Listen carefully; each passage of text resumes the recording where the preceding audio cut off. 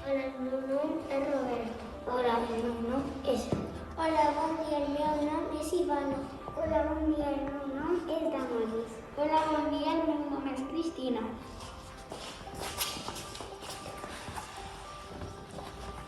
Vaig explicar el conte. El conte va sobre un pare que va comprar vi. El pare es deia Julio. Y Julio fue a comprar vi al bodeguer y el bodeguer le había donat un vi màgic y el vi màgic no se gastava mai.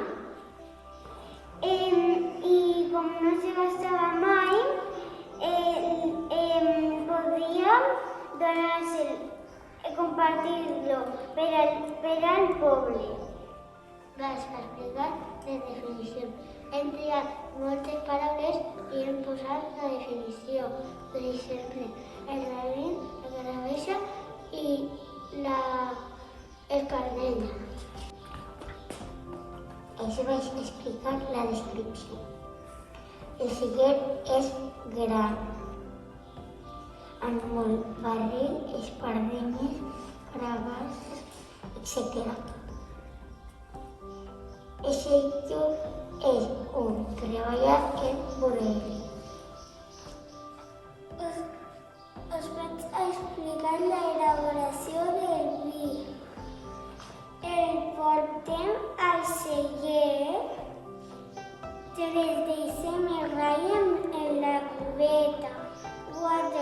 Pisem el raïm a la cubeta. 5. Separem el vi del regust. 6.